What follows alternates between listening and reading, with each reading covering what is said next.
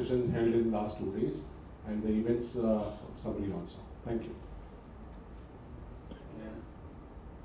Andaki namaskara. Infrastructure working group meeting happened here. As we had briefed earlier, we had 14 G-20 members physically attending here, plus 10 invitee countries, plus 10 international organizations, total 57 delegates, foreign delegates attended this meeting on 28th and 29th. So 28th, we had 3 sessions. I will briefly tell about what happened in the sessions. Of course, I will not be able to share in detail about the members and their responses, but I can give you an overall view of what happened. The first day, we had 3 sessions and 1 workshop. The first session is the principles of financing cities of tomorrow that are inclusive, sustainable and resilient. So in the infrastructure working group, this is the flagship theme that we have chosen. So from India side, we had prepared a draft paper and circulated to all the members in advance. So members suggested few points. They all agreed that it is a very well prepared draft, and in order to sharpen the deliverable, there were few suggestions given by the members. Some of the suggestions are like, it should be covering the circumstances in the developing as well as developed world. It should be applicable to small, medium and larger kind of cities. So it should be like, representative of the national circumstances as well as the city level circumstances. And also some of the members asked us to focus on the inclusivity, that is gender, age, physically disabled. So what kind of infrastructure should be built for taking care of the needs of these special groups? And there was also discussions on various financing options that we had presented in the paper. And members asked us to include successful case from all countries, not only from the developed economies, also from the developing economies. So this is broadly the first session. It was very well received by the members, the presidency's output. These suggestions will be deliberated further, and in the meeting that is going to happen in June, we will again present, and in the June meeting this is going to be finally approved by the infrastructure working group. So that is the first session, that's what happened. On the second session, we are coming out, infrastructure working group is coming out with a compendium of various successful models and cases where financing cities happened. So to finance a city, as you all know, apart from the own revenue and the government grant, take loan from banks, they can take loan from international organizations like World Bank, ADB, etc. They can float a municipal bond, or they can use the land value capture methodology. They can go for transit-oriented development. So there are various financing options as well as non-financing options. Non-financing options are the national policies, urban planning approaches which facilitate financing. So this is a broad outline, and what we are trying to do is we are going to bring out a compendium which will contain 15 to 25 case studies of each instrument where it was successfully used. Say for example, town planning scheme is one of the examples. If we take in the entire world, where was this successfully used and how did it help that particular municipality or city to get more finance? So this 25 case studies will look into various aspects just I mentioned, and that will become a very good reference document for every other country and municipality to replicate. So this work, presidency, that is India, along with, there is an organization called OECD, so both of us are combinedly preparing this document. So that was the second session. So this draft outline was presented by OECD. Our members have again very well received it, and this will become a very good reference document for all the countries and municipalities. And then third session is, there's a concept called quality infrastructure indicator. So this work was done in the last few presidencies. I think it was initially done by Japan and then it was carried out. So last year in the Indonesian presidency, the QII was approved and endorsed. That means every other member has accepted the proposals. Again, it is a voluntary and non-binding kind of an indicator. So what does it do? So it studies any infrastructure project which is executed. There are certain parameters under which they will evaluate that project, whether that work is good, whether that work is serving the purpose for which it is intended, and then is there any scope for improving future infrastructure projects. That's the ultimate outcome that we want to derive out of that. So that framework also was presented and members had various suggestions on that. So there are pilot studies which are already happening under this deliverable. So in the June meeting, we will present the results of the pilot studies that are happening. The pilot project is spread across the world. It's not only in one particular country.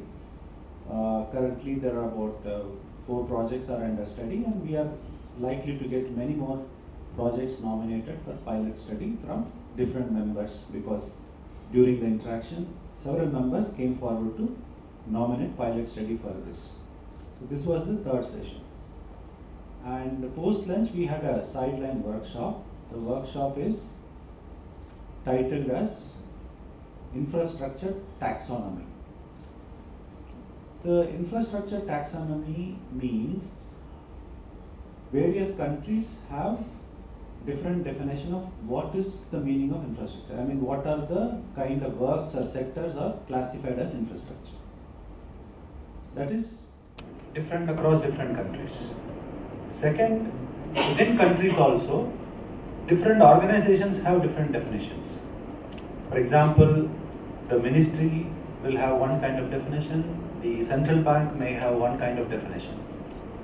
So what is the implication of that?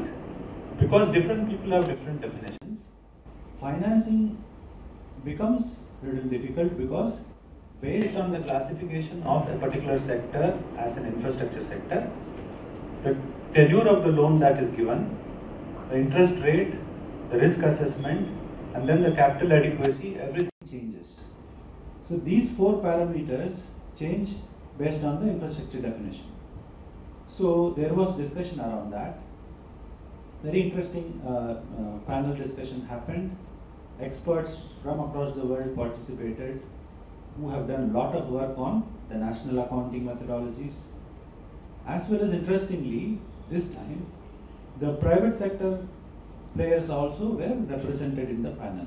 So they also brought in the perspective of how private sector is looking at what has to be called as infrastructure, because we are discussing private sector financing also as one of the main driver that will cater to the urbanization needs.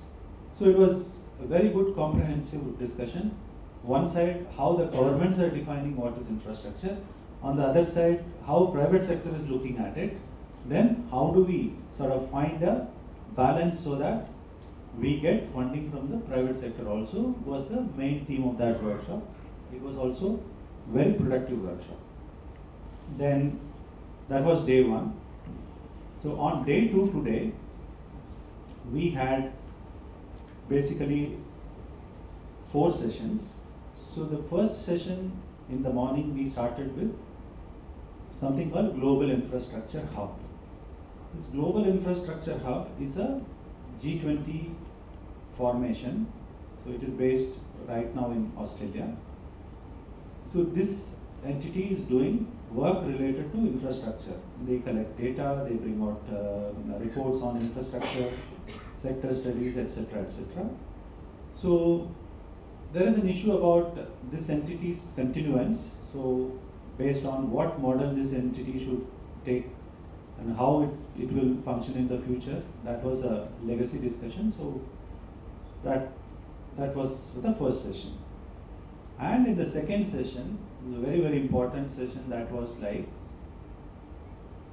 if the city has to be inclusive, that means if it has to cater to every section of the society of the people, like gender, different age, different requirements in terms of their ability, social strata, all that, if the city has to take care of everybody and treat them all equal and provide services to them, what are the requirements for the city?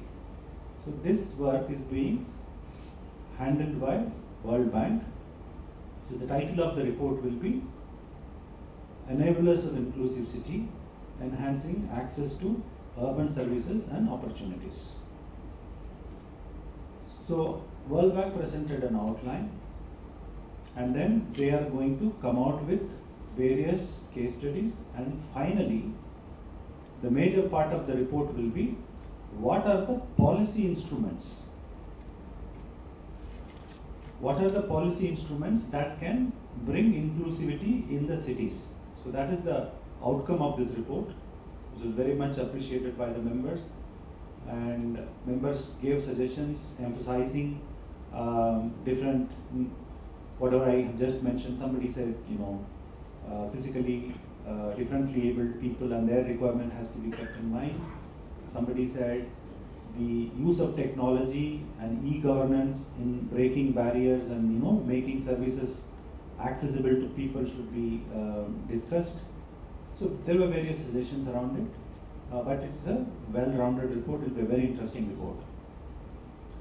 And then the next session was on capacity building for urban administration.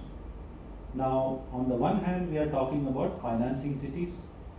On the other hand, we are talking about inclusivity.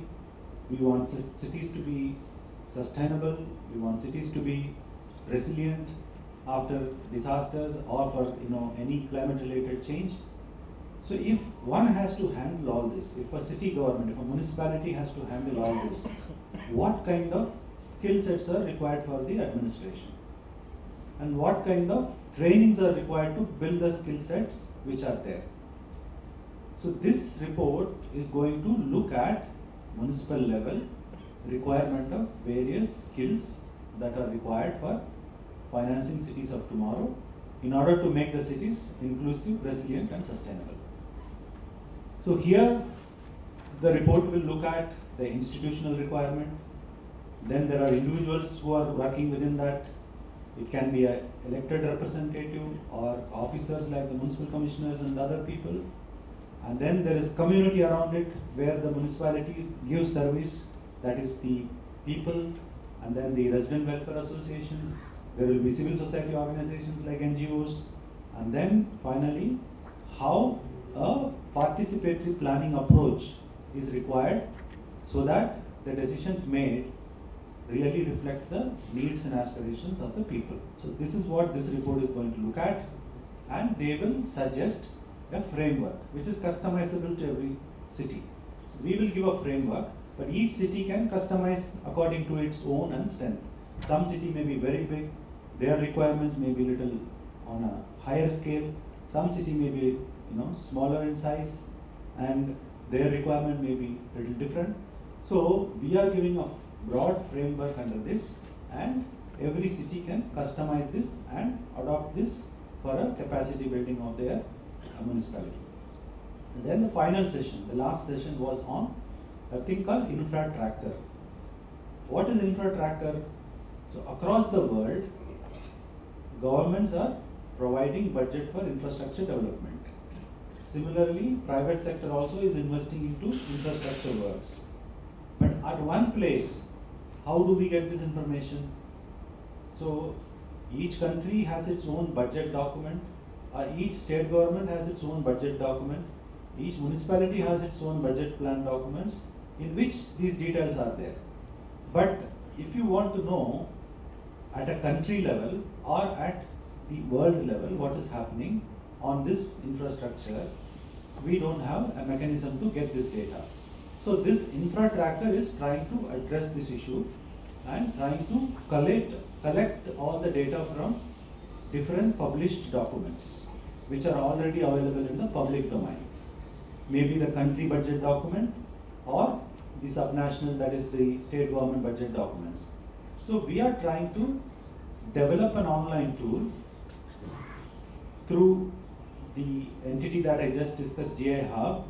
They are working on this tool, and this tool has the provision of collecting this data from a published document, and anybody can validate this. This country or the state or the municipality can validate and say, yes, these figures are correct. Then we will publish it for the public consumption. So that is the final session, Infra Tracker. So in this is also a legacy work, I mean, which happened in the previous presidencies. But what is the improvement that we are trying to bring here is, so far people have to do data entry. It's not an automatic tool. So now we are trying to automate this process, pick up the data from published documents, and then the country or anybody can validate it. Once a validation is done, this becomes a published document. So that is the final discussion that happened. So if I can sum up, it was an excellent 2 days of deliberations. All the members participated very actively. Those members who are not able to participate physically here, they were all available online, and they were able to make interventions and contributions during every session. So we had a very good, productive session and second infrastructure working group meeting in Visakhapatnam. And in the next 2 months, we will work on all these suggestions that have come here. And our third working group meeting will be in the month of June, towards the end of June, in Rishikesh. So we will be gearing up for that. Thank you, and I will take questions. CM sir came for an